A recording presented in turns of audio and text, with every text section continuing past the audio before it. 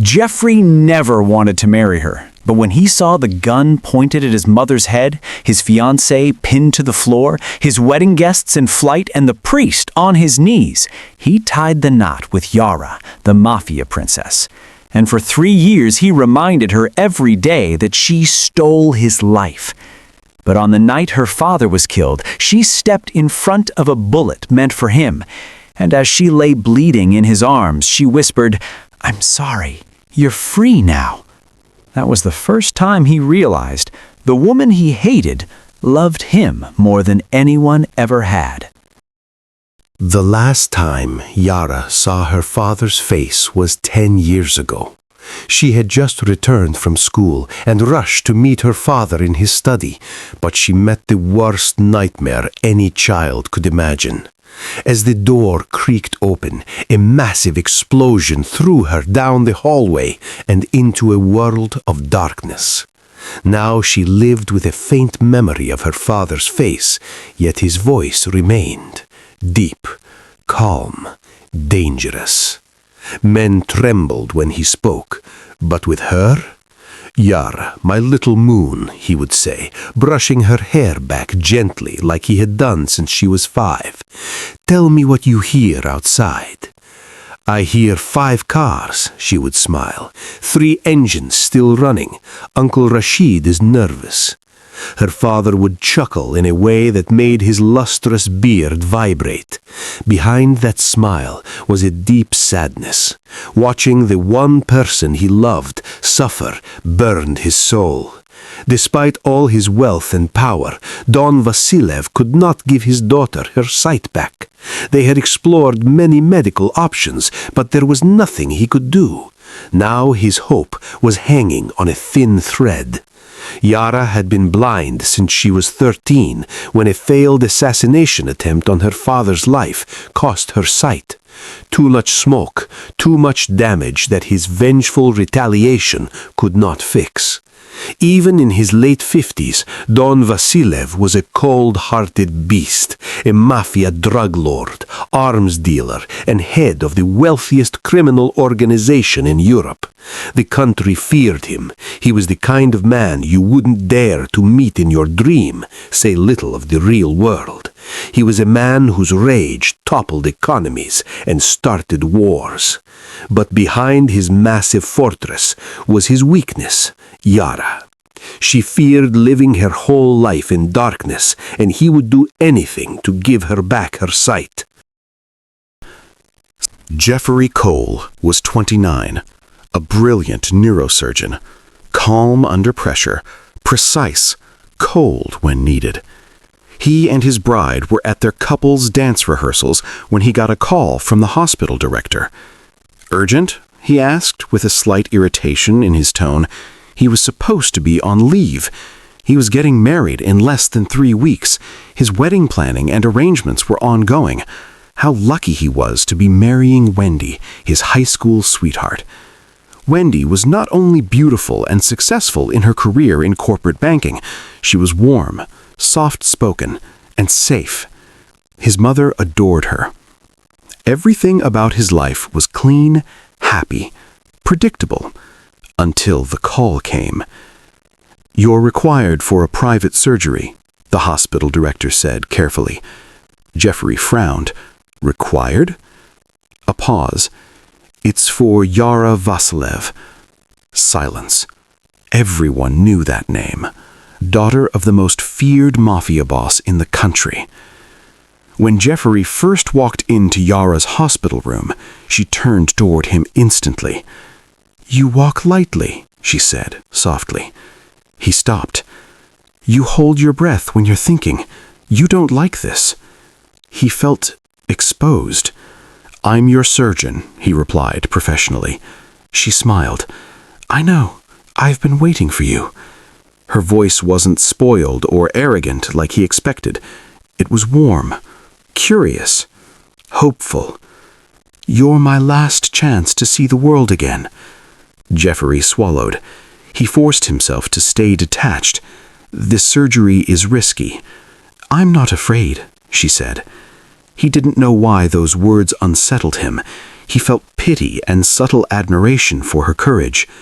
"You're not afraid of death?"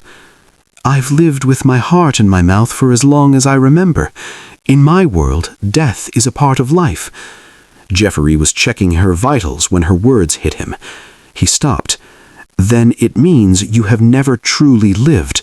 Life can be sweet, safe, and full of love, so beautiful that dying becomes your worst nightmare." "How do you know that?" "Because that is my life." Yara was silent. She never heard anything like this. She was a princess locked in a castle for fear that she might be targeted, and for the first time she learned that life can be free, safe, and full of love. Slowly, her heart softened. A strange desire for life, a longing for a new life sparked like fireworks. This kind doctor had touched her soul. Jeffrey was about to leave when she said, "Wait." Her voice was quiet and almost shaky. "I want to see again, to live the life you speak of, to see your face. Please don't let me die." "I promise I won't." He made a promise, something he should never do as a doctor. Truly, the surgery procedure was risky. In a normal situation, the surgery would not be approved, yet Yara would take her chances no matter the results. However, Jeffrey was afraid that history might repeat itself. If the surgery was not successful, Don Vasilev would have him pay with his life. The surgery lasted 11 hours. Her father waited outside without speaking, hands cold and heart pounding. His bodyguards ensured the hospital was surrounded. No one went in or out. Jeffrey operated with unmatched focus. And when it was over, it was successful. He broke the good news with genuine happiness, a kind you get after escaping death. For the first time, the Mafia boss looked emotional. He leaped from his seat with the strength of a boy. Almost letting his teary eyes betray him, he held Jeffrey's shoulders. "You've done something I could never repay." Jeffrey replied calmly, "Just let me go back to my life." "Yes, of course, but not empty-handed," he smiled. "You gave me more than life, doctor, so name your price." "That's very generous of you. I was only doing my job. You don't have to pay me."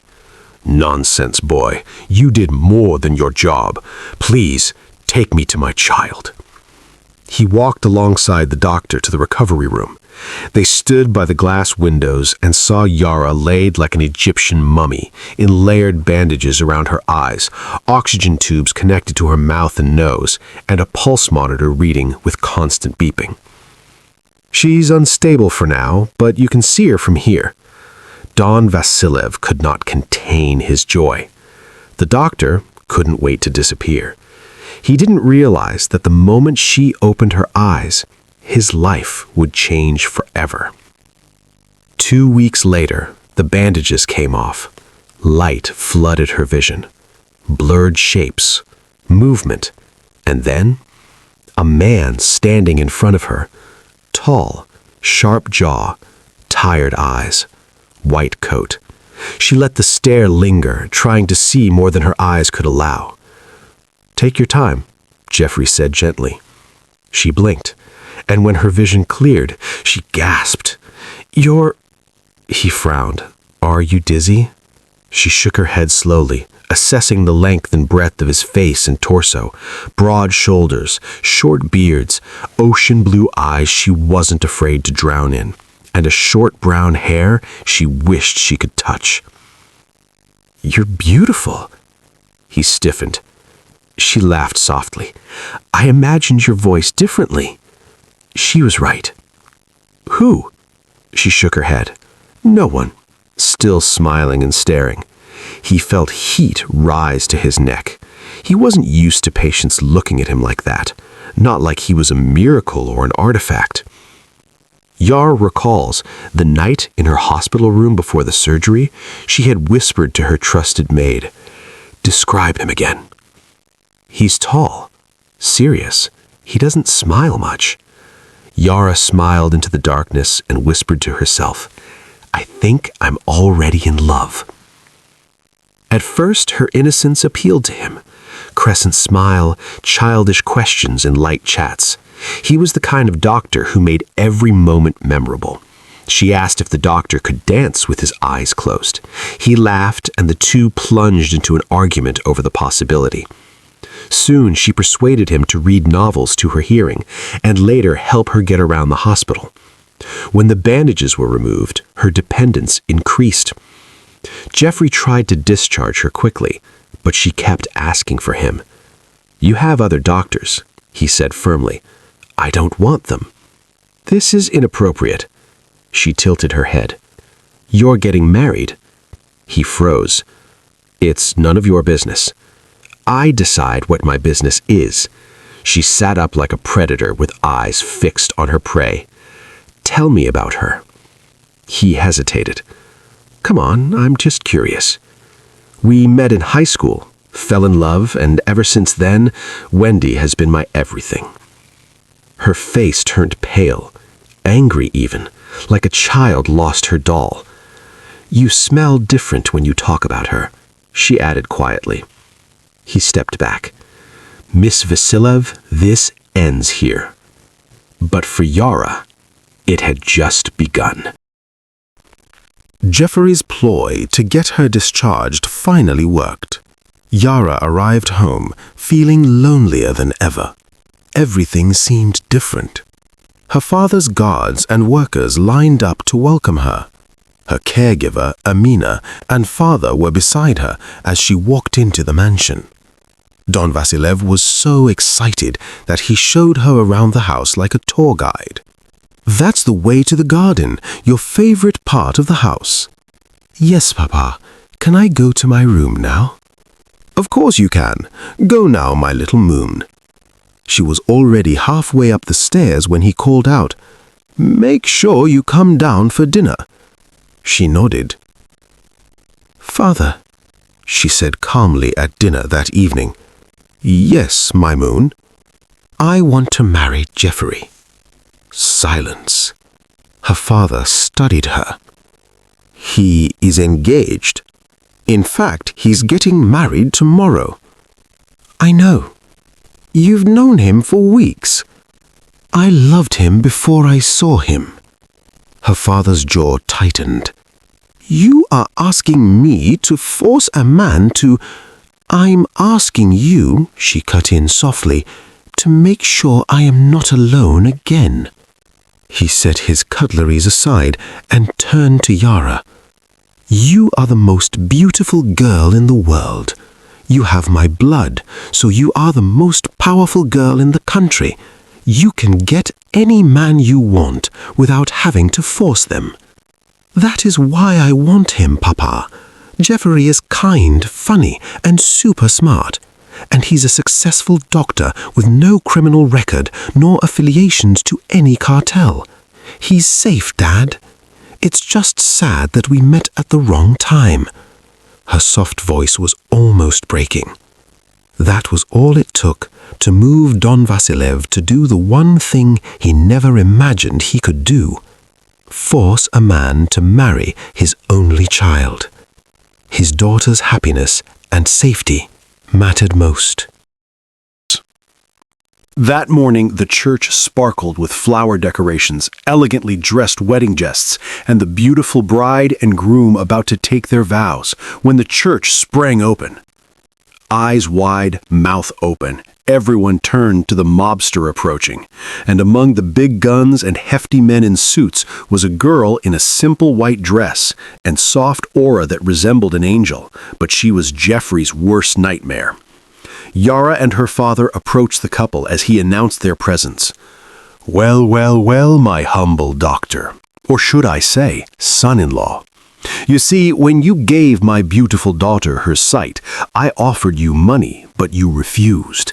I offered you power, but you refused. Then I knew you were different. You deserved more than that.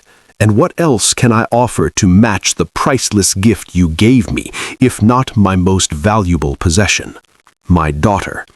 So, young man, I offer you my one and only child, Yara, as your wife." The church fell silent, except for the redhead sobbing next to Jeffrey, Wendy.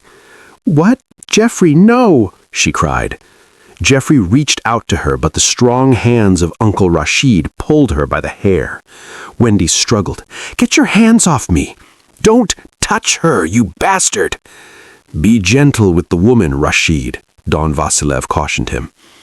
Rashid held her hands this time, then pinned her to the ground.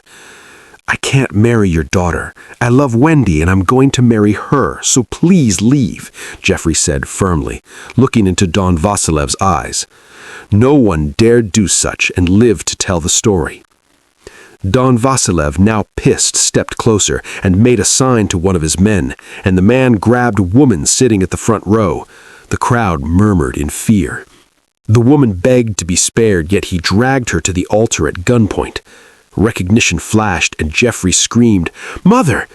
He ran towards them, and 2 guards pulled him away. "Don't come any closer," the guard warned. "Get your filthy hands off her." "You're yelling, Doctor. He doesn't like it," Rashid mocked with a raspy voice that made even his joke seem like a threat. Yara hid behind her father, covering her face. "Please, I beg you, don't hurt his mom." You know I will, and her blood will be on his hands." "Jeffrey, what is happening?" Jeffrey's mom, Ursula, cried. She was a woman in her mid-50s, a blonde with gray eyes and a warm face, but fear had robbed all the color off her face and made her weak. She knew how notorious Vasilev could be, and she also knew they never hurt innocent people. She only wished her son never crossed paths with them. "I won't let anything happen to you," Jeffrey promised his mom. "I'm a very busy man, Doctor. You have 2 minutes to decide, or the next gunshot will make you an orphan." "You think this is love?" he shouted at Yara. Hot sweat rained down his face. He pulled his bow tie. She flinched, but stood her ground. "I just want you. You ruined my life." Tears filled her eyes. "I gave you back your sight, and this is what I get?" he continued harshly. "And I gave you my heart," she whispered. He looked at her like she was insane. After a long pause, he looked at his mother, then Wendy, eyes red and teary. "I will marry Yara," Jeffrey said, staring coldly at Yara. Yara's breath caught. "But listen carefully." He stepped closer and whispered in her ear, "I will never love you." Her smile trembled. "I will never touch you." Her fingers curled slightly. "You can have my name if you choose. Nothing else." She nodded. A cold air swept through the cathedral. Silence and unspoken fear gripped Yara for the first time since her mother's death. Was she making the right choice, she wondered? It was not too late to turn back. Would she? The wedding wasn't romantic. It was strategic, cold. Wendy was forced to watch the man she loved tie the knot with another woman. Tears streamed down her eyes. She was helpless and broken. He couldn't look at Wendy. Jeffrey didn't look at Yara once during the vows. The priest had to repeat himself twice before he could say her name. But she looked at him like he hung the moon, called his name with pride like it meant the world. She loved him like a child. She knew it was wrong. She knew he belonged to another, but wealth and power could turn an angel into a demon. Deep down, he resented her for stealing his life. He swore to make her pay. Time skip. Jeffrey moved into the Vasilev mansion and into a world of constant watch and fear. He was guarded at all times, even at work.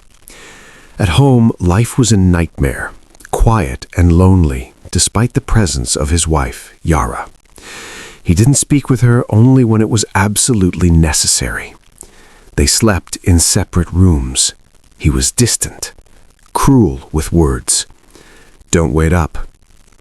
"Okay, so honey, what would you prefer for dinner? I'm learning to make mushroom stew, your favorite." "Don't cook for me," he said bluntly, without looking at her. Yara was dressed in a sexy silk nightwear, hoping he would look at her at least once, but his final words before slamming the door broke her.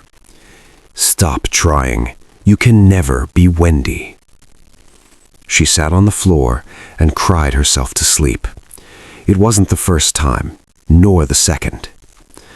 Months passed, and it was 3 years already, the worst 3 years of her life. Jeffrey indulged in his research, work, and PhD.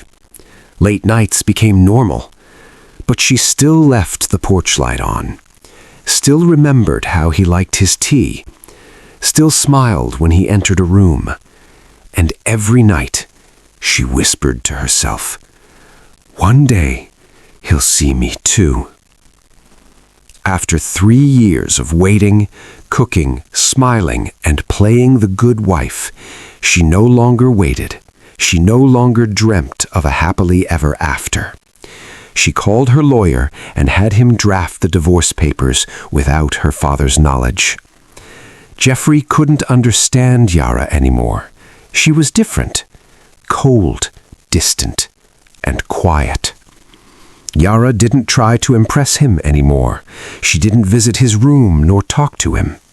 He overheard Yara discussing with her father and other members of the Table of Lords about shipments and territories.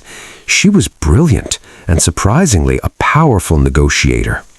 Despite being the youngest on the table, she was confident, daring, and fierce. She even challenged Don Miguel of the Castile family. He was known in the South as a ruthless villain, feared for his evil rule of all for one. It was rumored that he killed the family of a suspected traitor, including a 6-month-old baby and its mother. And Yara put him in his place. "The next time you question my father's authority, I will have you stripped of all your territories and exposed to the wolves." Don Miguel's face burned with murderous rage, yet he couldn't let his pride put him in the red with the Vasilev family. He remained silent. Jeffrey couldn't believe the Yara in the boardroom was the same soft princess that lived to please him. He knew she was part of the cartel business, yet he imagined she was just a daddy's girl, sticking around like a clingy child. Never had he spent a minute observing her, except for that day. He couldn't stop thinking about her. He recalled those times she spent late nights working with her father and Rashid, the times she went with fleets of cars to high-class events and received special treatments. He always wondered why she was feared as much as her father by other cartel lords. Now he knew why she was a strong leader, the brain behind her father's business. While the world slept that day, Don Vasilev couldn't. He could smell a storm coming, and he knew it was near. He called Rashid and a few trusted men to discuss something. That night, Yara signed the divorce papers. Her dad was sick, dying, in fact. The doctor said the tobacco had burned his lungs, but he wouldn't stop smoking. She knew now more than ever that the heavy responsibility of heading the Vasilev family rested on her shoulders, and she wasn't letting Jeffrey hurt her anymore. The next day, she placed the envelope on his bedside table, and Jeffrey didn't check. It was midnight when the gates exploded. Metal screamed and red flames lit up the night like fireworks. Men shouted, calling for reinforcement. Gunfire tore through the quiet night. Cars throttling with full power, bashing into walls, fearless men shooting and dying in the heat of battling, heavy footsteps and running. Don Vasilev hurried from his room coughing in search of his daughter. He gave orders to Rashid and hurried off against Rashid's advice to seek cover. Vasilev's men were holding them off, but the snipers were more deadly. Yara searched for her father too. The smoke was blinding. She hurries in the hallway, giving orders to some men. "Yara, what's happening?" Jeffrey's voice broke with fear. "You shouldn't be here," she replied, turning to the guards running past. "Have you seen my dad?" "He's coming this way. He's searching for you." Jeffrey had just stepped into the hallway. He stood next to a floor-to-roof window when Yara ran toward him. "Get down!" someone yelled. He didn't see the sniper. He only saw her, running toward him. The shot rang out. Her body jerked. Then she collapsed against him. For a second, he didn't understand what had happened. His hands were warm. Too warm. He looked down. Blood. So much blood. "Yara?" Her breathing was shallow. Behind them, her father's men were firing back. Chaos swallowed the mansion. Her father stumbled from the stairs. Another shot. This one hit him. The most feared man in the country fell without drama, without power. Just a man. Dead before he hit the marble floor. Yara heard the second body fall. "Papa," she whispered weakly. Jeffrey couldn't answer. He pressed his hand against her wound. "Stay with me," he ordered. It wasn't cruel this time. It was desperate. Her fingers weakly gripped his coat. "I didn't want you to die." His jaw trembled. "You're not dying." She gave a faint, broken smile. "Death is a part of life." "No, Yara, help." He called out for help, and Rashid and some others hurried to them. "I forced you into my life," Yara continued, blood dropping from her mouth. "Don't talk. I thought if you stayed long enough, you would love me." The words stabbed deeper than the bullet. Behind them, tires screeched, more gunfire, shouting. But at that moment, it felt quiet. Just the two of them. "I'm sorry," she whispered. "You're free now." Her hand slipped from his coat. Her eyes closed, and something inside Jeffrey cracked open. Hello there. Wait, before this gets crazier, like and comment what you think will happen. You might be right. The hospital. He operated on her himself. No hesitation. No committee approval. No ethics board, just him and the woman he had sworn never to love. Her father's right-hand man, Rashid, stood outside the operating room, silent and shaken. "She saved him," one of the guards murmured. Rashid's eyes darkened. "She is her father's daughter." Inside the OR, Jeffrey's hands didn't shake, but his heart did. 3 years of cold distance. 3 years of rejecting her small acts of kindness. 3 years of watching her try. Flashback. He recalled the time when Yara waited at the dining table. "I made your favorite." "I told you not to wait up." The light in her eyes dimmed just a little. Back to present. Hours passed, and the surgery was over. The pulse monitor stopped, and Jeffrey desperately tries to resuscitate her. "Don't you dare leave," he muttered under his breath, tears in his eyes. "Please, Yara, don't die." He was like a madman, and his crew members were shocked at his actions. "Get a hold of yourself, doctor," an assisting doctor said. "She is my wife," he yelled and continued working. All hope was lost. Jeffrey sat on the floor in guilt and pain, while the other doctor went to break the sad news. The pulse beep was faint, then increasing, then louder. "She's alive!" Jeffrey shouted, leaping off the floor like a happy child. He broke the news to Rashid. "She's alive, but not in the clear." She slipped into a coma before sunrise. Jeffrey sat beside her hospital bed. Machines hummed steadily. Her skin was pale, too still. He had seen hundreds of patients like this. He had stayed professional, detached, but this felt different. He reached for her hand. For the first time in 3 years, he held it. It felt small, warm, real. "You're stubborn," he said quietly. Silence.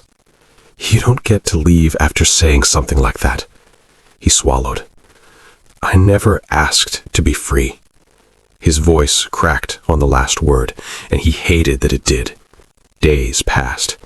He didn't leave. Nurses whispered, "He hasn't slept. He refuses to go home." Rashid approached him carefully. "The men are waiting for orders." Jeffrey looked up slowly. Orders. 3 years ago, he was just a surgeon. Now, his wife lay in a coma. Her father was dead, and enemies were celebrating. His eyes hardened. Find out who did it. Rashid studied him. "You understand what that means." Jeffrey stood. "I understand perfectly." For the first time, he wasn't reacting. He was deciding. That night, he returned to her bedside. He brushed your hair back gently. "I was cruel to you." The words felt foreign. "I blamed you for losing Wendy, but I never blamed myself." He exhaled slowly. "You were lonely, and I punished you for it." His thumb brushed against her knuckles. "You didn't deserve that." The machines beeped steadily. He leaned closer. "If you wake up, I won't be that man anymore." Silence. "I don't know when it changed," he admitted. "But when you fell, I couldn't breathe." His forehead rested against her hand. "Please wake up, Yara." Over the next few weeks, Jeffrey changed. He coordinated quietly with Rashid, strategic, precise, cold, but not reckless. He studied security footage, financial trails, rival alliances. He used logic, not rage, just like surgery. Cut clean, no hesitation. The rival faction was dismantled piece by piece. Warehouses burned, accounts frozen, leaders disappeared. When the final attack was executed, it was swift, complete, no survivors. Rashid returned to the hospital at dawn. "It's done." Jeffrey nodded once. Not proud, not smiling, just finished. Then he went back to her room, like none of it mattered compared to the still body in that bed. 2 months later, still no movement. The doctors began speaking carefully. "We need to prepare for—" "Don't," Jeffrey snapped. That night, alone again, he finally broke. "I loved you." The words escaped before he could stop them. Silence. He let out a shaky breath. "I didn't want to. I fought it." His eyes burned. "You annoyed me. You were too bright, too patient." A faint, sad laugh. "You never stopped trying." His voice lowered. "I should have loved you sooner." A tear fell onto their joined hands. "I don't want freedom, Yara." His voice broke completely now. "I want you." And for the first time, her fingers twitched. He froze. "Yara?" Nothing. Maybe he imagined it. But hope returned, and it terrified him. Rashid stood outside the hospital window the next morning, watching Jeffrey through the glass. "He's changed," one guard murmured. Rashid nodded slowly. "She chose well." Inside, Jeffrey adjusted her blanket gently. "You once told me you'd wait until I saw you." He leaned closer. "I see you now." The monitor beeped steadily, but this time, there was something different in the air, like the storm had passed, and something new was waiting to rise. The room felt heavy. Her eyelids fluttered slowly. White ceiling. Soft machine beeping. Her throat dry. For a moment she thought she was blind again. Then shapes cleared. A chair. A man leaning forward, head resting near her hand. Her husband, Jeffrey. Her chest tightened. Memories rushed back. Gunshot. Her father falling. Blood. "I'm sorry, you're free now." She tried to move. A soft sound escaped her lips. Jeffrey's eyes snapped open. For a second he didn't react, like he was afraid to believe it. Then, "Yara." His voice cracked. She swallowed. "You look terrible." It was barely a whisper. He let out a broken laugh. "You're awake." And before she could process it, he stood and pulled her into a tight embrace. Not hesitant, not cold. Tight, desperate. His shoulders shook. "I thought I lost you." She froze. This wasn't the man she knew. He pulled back slightly, holding her face gently. "Are you in pain? Do you feel dizzy? Tell me." His hands were careful, protective. She stared at him, confused. "Why are you crying?" He wiped his face quickly. "I'm not. You are." Silence filled the room. Her eyes searched his face. "Did something happen?" His expression changed. Grief flickered across his face, and she knew something was wrong. "Papa." He didn't speak. He didn't need to. Her breath hitched. Tears filled her eyes instantly. She turned away, devastated. She cried and wet her pillow with tears. "He shouldn't have come out," she whispered. "He was sick, Jeffrey." Jeffrey sat beside her. He died protecting what he loved. She let out a shaky breath. He always did. Later that day, a nurse adjusted her IV. "You're very lucky," the nurse said warmly. Yara frowned faintly. "Lucky? Your husband never left. He slept here, ate here, fought with doctors for you, and even got suspended for performing surgery on you without the board's approval." Yara blinked. "That's not—" The nurse smiled. "He loves you very much." Yara stared at the door after she left. That didn't make sense. Jeffrey had made it clear he would never love her, never choose her, never stay willingly. Her heart began beating faster. What changed? He returned that evening, holding flowers, awkwardly. "I didn't know what you liked," he admitted. She looked at them. "They're fine." Silence lingered. He sat down slowly. "I need to tell you something." She braced herself. "If this is about you leaving, it's fine. I've signed the divorce papers," she said quietly. "You don't have to feel guilty. I meant what I said." His jaw tightened. "I don't want to leave." She looked at him sharply. "I was angry for 3 years," he continued, "and I took it out on you. I was blind to not see the remarkable woman you are. I was stupid to not love you as much as you deserve." Her chest tightened. "You didn't deserve that." She blinked slowly. "I forced you." "Yes," he said honestly. The truth hung heavy between them. "But I stayed angry longer than I should have." He leaned forward. "Even before the night, I began to see you and felt guilty for wanting you. When you fell, I realized something." His voice dropped. "I couldn't breathe without you." Her eyes widened slightly. "I thought I loved someone else," he continued, "but what I had with her was comfort." He swallowed. "What I have with you is something I thought." Silence. "I love you, Yara." The words were steady this time, not broken, not whispered in fear, clear. Her lips parted slightly. "You don't have to say that because I almost died. I'm saying it because you lived."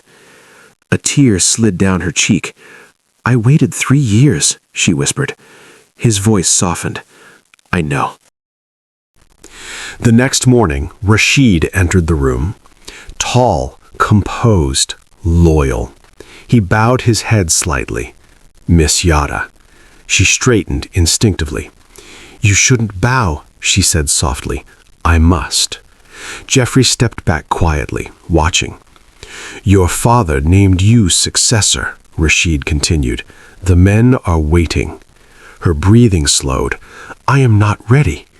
"You are your father's daughter," Rashid replied calmly.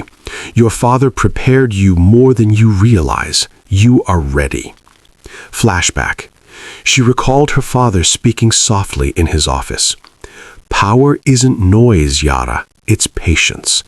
"Father, you are hardly patient," she laughed. "Blindness has taught me to be patient." He smoothed her hair. "That is why you are a perfect leader." Back to present.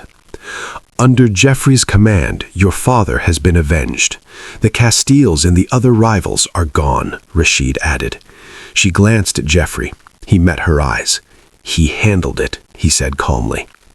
Understanding dawned slowly. You? He nodded once. Her expression shifted, from surprise to recognition. You've changed. He gave a faint smile. I had a good reason. That night she cried quietly, not as a Mafia princess, not as a wife, as a daughter. Geoffrey didn't interrupt, he just held her. This time she didn't freeze. She leaned into him. He loved me too much, she whispered. I know. I don't know if I can lead. He pulled back slightly. You can. She searched his eyes. How do you know? Because you loved someone who didn't love you back and you never became cruel. You controlled me without even realizing it. Her breath caught. That's power. Patience. The new leader. Weeks later, she stood at the head of the long table in her father's mansion. The same room where men once feared to breathe. Now they waited for her. No trembling, no shouting, just silence. I won't run this empire with fear alone, she said calmly. Murmurs spread. Geoffrey stood slightly behind her. If you follow me, she continued, you protect families, not just territory. Rashid nodded slowly. One by one, the men pledged allegiance. She wasn't her father. She was something different, and they respected it. That evening they returned back home. The mansion felt different. Quieter. Lighter. Geoffrey stepped onto the garden where she sat overlooking a pool. You're thinking too much, he said softly. I usually do. He stepped closer, sat next to her on the lounge chair. Why do you love this garden? He asked gently. She looked at him. It's the only place I felt safe. He shook his head. Make me your garden. You're always safe with me. She studied him carefully. She knew in her world nowhere was truly safe, but she knew this time she could trust him. For the first time, he kissed her. Not out of duty, not out of guilt, but choice. When they pulled apart, she smiled softly. I guess I'll keep you. He let out a quiet laugh. I hope so. She looked at him, eyes full of words, yet she said nothing. Geoffrey could tell that after all that had happened, she really needed reassurance of his love and loyalty. So he thought of a plan. After everything, fear, loss, guilt, pain, love alone wasn't enough. She needed certainty, not whispers in a hospital room, not quiet promises in the dark, something real, something the world could see. He exhaled slowly, watching her. Then, I'm going to marry you again. Yara blinked. We're already married. He shook his head. No. His voice was firm now. That wasn't a marriage. That was a transaction, a threat, a cage. Silence. I want to marry you, he continued, softer this time, the right way, in front of everyone, with a choice. Her throat tightened. Geoffrey. He stepped closer. I need you to know that I'm not here because I have to be. A pause.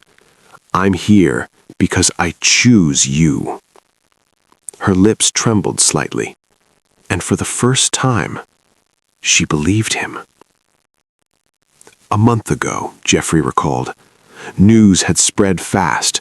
Don Vasilev was dead, and in the shadows, whispers followed. His daughter might not survive.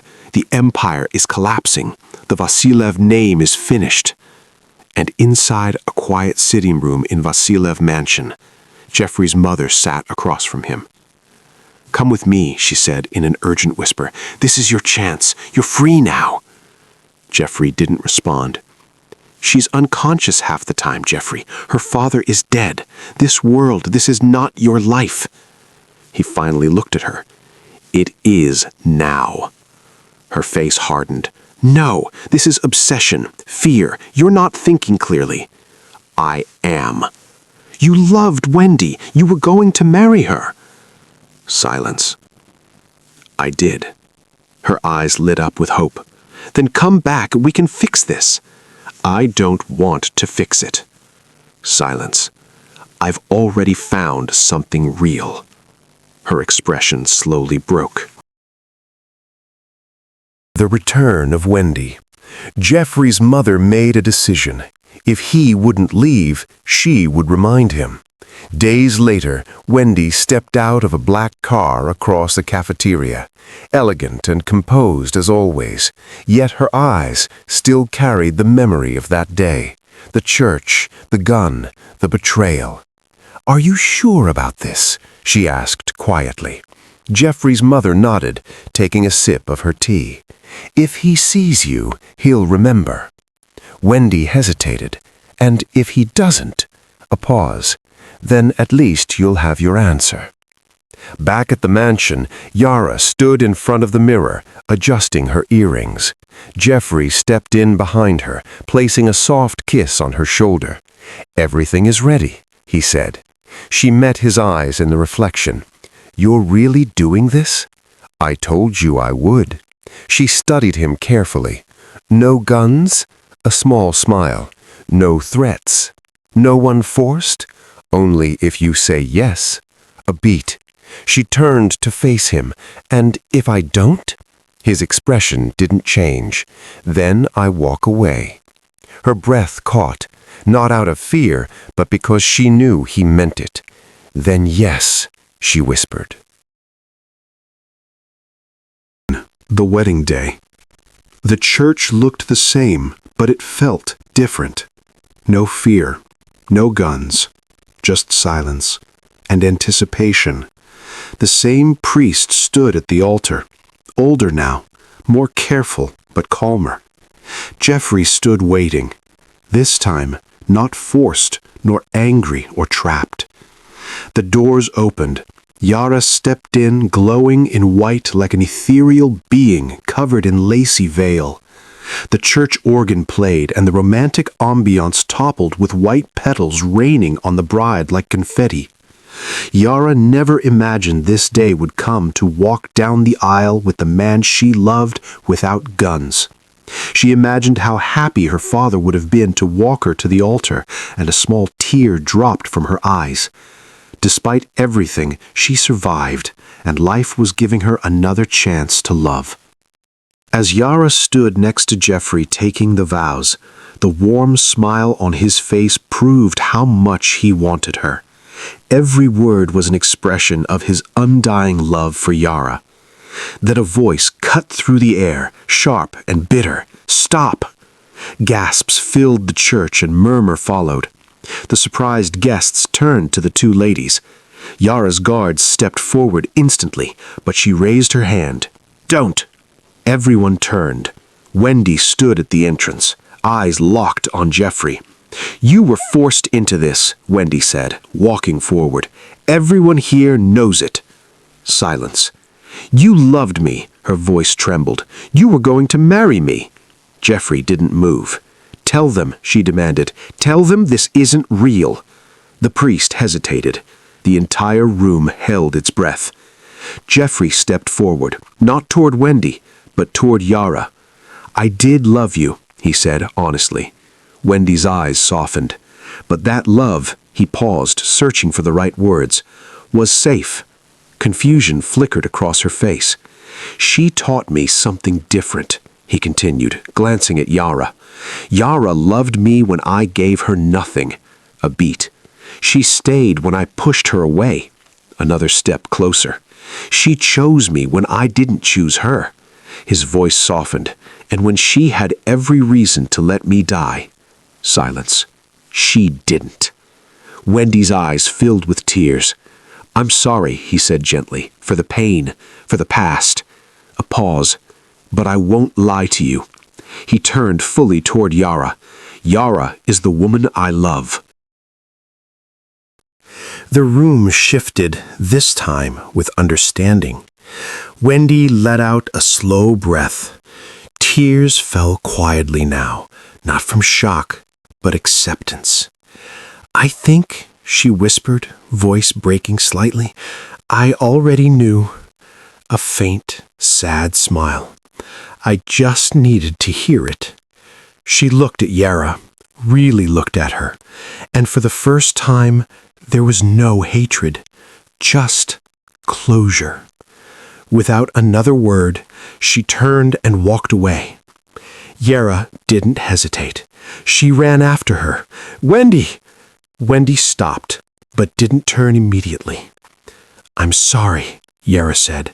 "I took your life from you." Silence. "I thought love meant holding on, no matter what it cost." Her voice softened. "I was wrong." Wendy finally turned. Her eyes were tired, but lighter. "You were," she said simply. A pause. "But I stayed angry too long." Yara blinked. "You gave me a reason to hate you," Wendy continued, "but I chose to carry it." She exhaled. "And I'm tired." A small, genuine smile. "For the first time, I can finally move on." Yara nodded slowly. "Thank you." Back inside, everyone stood waiting. Jeffrey's mom, Ursula, sat on the edge of the sit, looking defeated. Yara stopped midway and stood next Ursula. "I humiliated you, took your son away." Her voice broke. "You should hate me. Life has taught me the pain of loss, and I am learning to forgive myself." Jeffrey's mom raised her eyes to Yara, still silent. "If you can, please forgive me. But if you can't, I understand." Silence. She was about moving when Ursula held her hands and brought them to her lips and kissed them. "Forgive me, my child. I hated you, yet you saved my son. You love him so dearly. What more do I want?" She stood up, still holding Yara's hands. "I owe you my life, Yara. Thank you." The two held each other in a warm embrace, and the crowd watched. Jeffrey looked at them, and peace finally settled in his heart. Yara returned to the altar. No words, just understanding. The priest cleared his throat.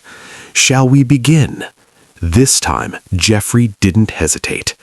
"I choose you," he said, looking directly at Yara, "not because I was forced." A small pause. "But because I can't imagine my life without you." Yara's eyes filled with tears. "I loved you when you hated me," she whispered, "and I love you now that you don't." A soft smile. "I guess I'll keep choosing you too."